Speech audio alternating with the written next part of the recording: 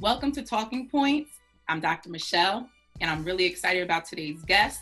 But before we get to Aquaus, I want to first shout out William Paterson University, especially Yolany Gonell, the Director of Diversity and Inclusion and the Black Cultural Center.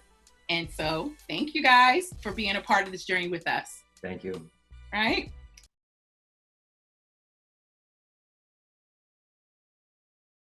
So Aquaus Kelley, teacher, curator, founder of A Lover's Ambition. Of course, you're second vice president of The Word on the Move.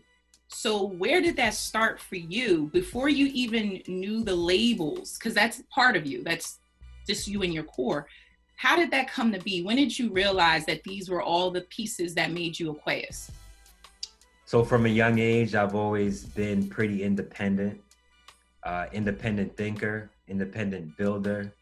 I always think about my days staying home from school when I was sick and finding something to do with my time. So even though I was sick, I would be building Legos and creating. One of my aunts, Aunt Marlene, she always reminds me of how curious I was as a child. So even if I wanted to forget, she always reminds me that I was always asking questions. I always had that serious look on my face, that inquisitive look. So for me, I feel it started at a very young age, and just being in tune with that energy and that determination and commitment to do something from a very young age.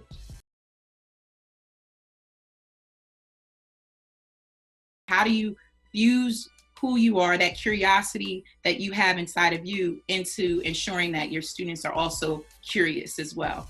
I believe that, it's important to really just lead by example, right? While still understanding the human aspect and component of ourselves, knowing that we'll make mistakes and thinking about, okay, when we do make these mistakes, how will we come back from that mistake to build character so that even mistakes are experiences where we can learn from. The more we can humanize, the more we can inspire people to be the best they can be. Because when we see ourselves at a certain level, we're not necessarily accessible, but not approachable maybe. It's like, oh, this person is too good for me. And now we feel less than, right? So that's something I've always wanted to avoid. And that's what determines the way I move and how I move. I want to be the person that I wanted to access when I was younger. And that's what keeps me going, is always looking back, looking forward, and then analyzing where I am in the moment.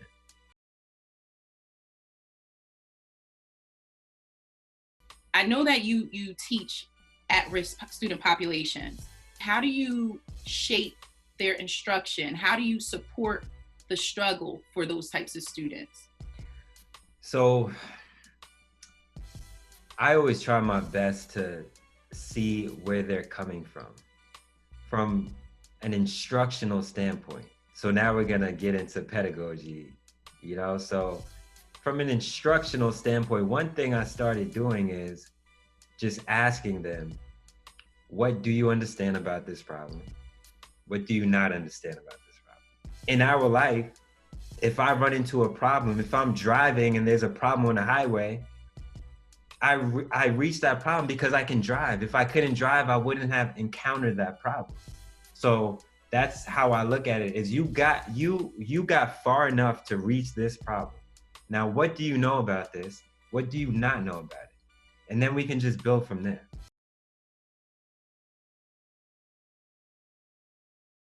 How does that work for you? How do students, I guess, receive that type of support?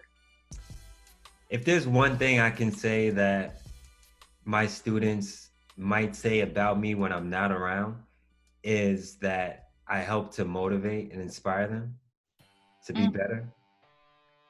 Because I told this to another friend of mine, where when we think of content, curriculum, that's really not that important. It's less important. I feel the most important thing we can do is teach our students how to learn, right? Because once we learn and know how to learn, we can teach ourselves anything. So if you want to do science, that's fine. Math, fine. Have a dandy time, right? Go and do that. However, the actual skill of utilizing resources and asking the right questions, and instead of asking me, what does this mean?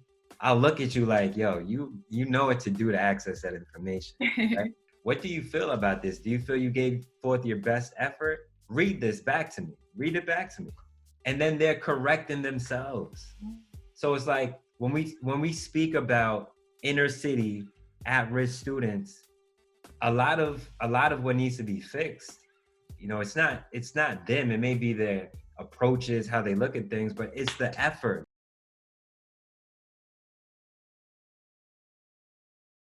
You don't consider yourself just the teacher, just an educator. You consider yourself a coach as well. How do you make that happen, and what does that look like in your classroom? Yeah, so this goes back to just my past, my childhood. I didn't go to school for education. I wasn't a traditional education major. I didn't pursue teaching as a career. So now that I'm in the classroom, I'm really just taking my background and bringing that into that environment.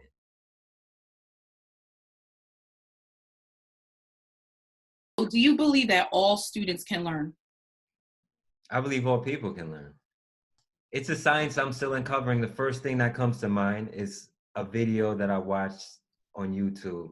A professor broke it down in a pretty simple way, right? So let's think about foreign. When something is foreign, a foreign language, we don't know it at all. It's foreign. We don't know anything about it. Mm-hmm.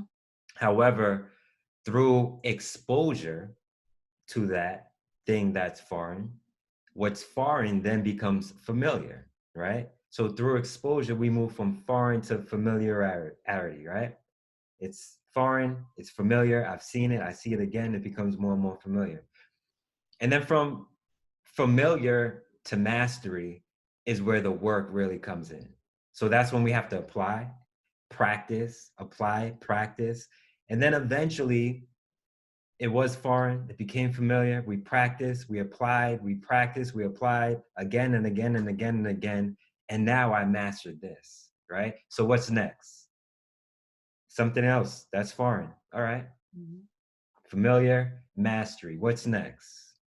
And it's just building and building and building.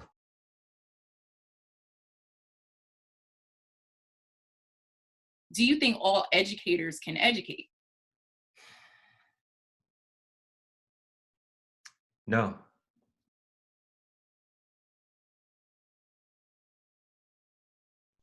The best educators learn, whether they even consider themselves an educator. There's some magnificent educators that don't even consider themselves educators, right? True. So again, it goes back to what is an educator.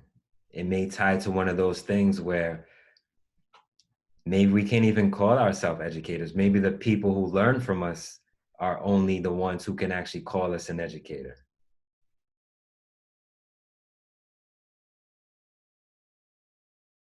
I want to develop leaders, creatives, and revolutionary people.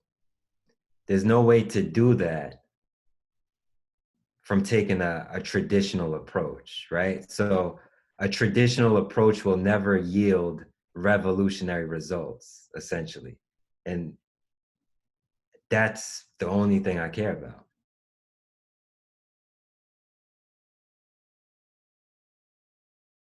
What would be your advice to someone that has the title teacher and is fearful? They're checking off boxes, they're waiting for directives, they're not able to really just do it. Yeah, waiting for directives. I love when you said that. That's why I'm smiling right now. I always try to think ahead of what's to come, right? To a point where if I was to give anyone advice, we want to put ourselves in the position of whoever we may have to report to, right? So of course we won't know what everything looks like, but the more we can understand a superintendent's role, the more we can understand the principal's role, the more we can understand the supervisor's role, the more value we can give them.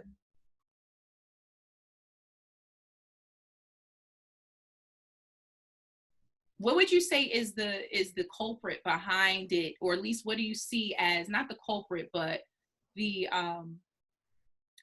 symptom? Like, you're seeing this symptom in this group of students. This is an ongoing symptom. Lack of belief, hands down. Because when I really uncover everything while helping students, I can sense it. They've told it to me, and I've had students say, you know, thank you for helping me to believe in myself.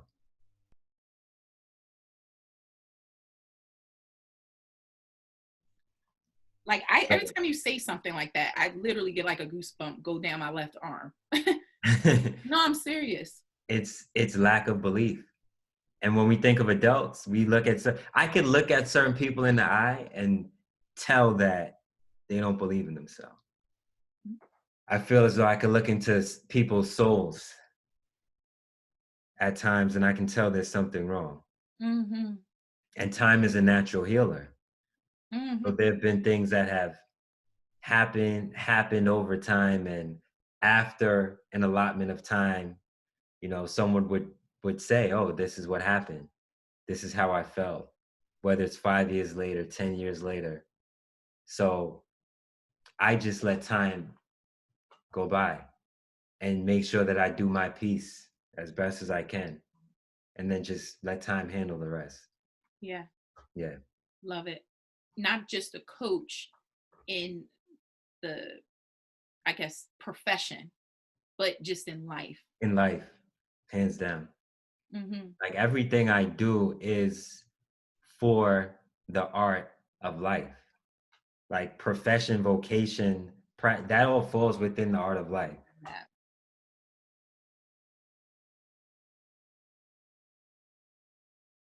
Well, it's one thing to think about what it looks like. It's another thing to, I guess, imagine what it looks like. So I want to imagine right now in regards to what I would like it to look like. So what I feel it should look like is, and I think you said this, you know, people who are just in the center of culture, you know, whether you're an activist, whether you're an artist, someone who has a great worldview of what's happening, as a leader in the classroom, as an instructor, and they can bring in so many different elements. So with virtual instruction, what I feel is amazing, I haven't made the opportunity to do so yet, is we can access anything now. If I want to bring in a guest speaker, Google Meet, we could bring in a guest speaker who's in their office somewhere. Love it. We could have a lesson there, right? Yes. So those are some things that come to mind. Is education should be at the center of communities, right? Community schools, and be at the center of the world, where we have educational institutions that house that are the hub of the community, right? Where elementary schools interface with middle schools, high schools, colleges, you know, professors interface with teachers, professionals interface with professors and educators. And it's just a holistic community. Love it. Of knowledge. Yep. Instruction. Love it. That's what I see.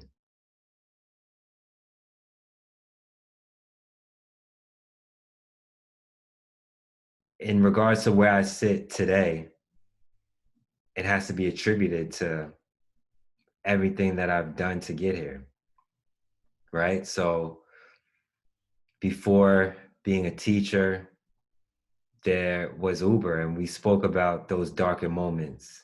Not that Uber was a dark moment, it was a great opportunity. However, it was a grind, it was a hustle. And that's what enabled me to get to where I am now. And again, it goes back to work ethic, discipline, waking up 4 a.m. in the morning, whether it's snowing, raining, it doesn't matter, right? And there were dark, lonely nights on the road, driving back from the city, driving through Jersey City, driving through Newark, thinking about when I would be where I am today, because I was going through that process then to get to where I am now. I appreciate just your insight, your depth, your curiosity. Absolutely. All of who you are. I mean, that means a lot coming from a doctor, Dr. Shaw. So thank you. You're welcome. Thank you. Thank you. So we had a great time today. I hope you guys have found this conversation quite enlightening, as I have. And so we will see you next time. And Aquaus will be hanging out. You'll see him soon. So we'll check you guys later. Yes. Take care, everyone. All right, guys. Bye. Bye.